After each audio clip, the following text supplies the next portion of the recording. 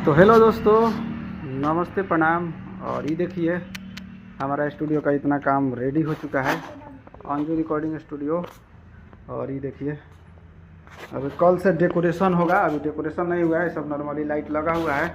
और ये देखिए वोकल रूम, अभी इसमें भी काम बाकी है, अभी इधर भी बाकी है बहुत सारा। अभी देखिए पार्टीशन हुआ है। और ये देखिए, और ये है अपना वोकल रूम, बहुत बड़ा है, शीशा उसा लग गया है। ये देखिए, और ये देखिए अपना ये है वोकल रूम, ये है देखिए। अभी सब दरवाज़ा रखा हुआ है, ये बहुत जल्द चालू हो जाएगा। और हमारा ये स्टूडियो है, देखिए ये पार्टीशन हुआ है, कितना बड़ा है, बहुत मतलब हेवी खुल रहा है अभी, और काम भी ब्लास्ट होगा।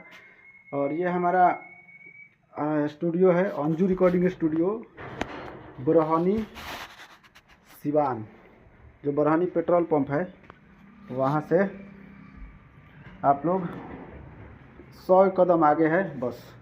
तो चलिए मिलते हैं फिर अगले वीडियो में पूरा डेकोरेशन करके, और दिखाते हैं आप लोग को यूट्यूब के माध्यम से।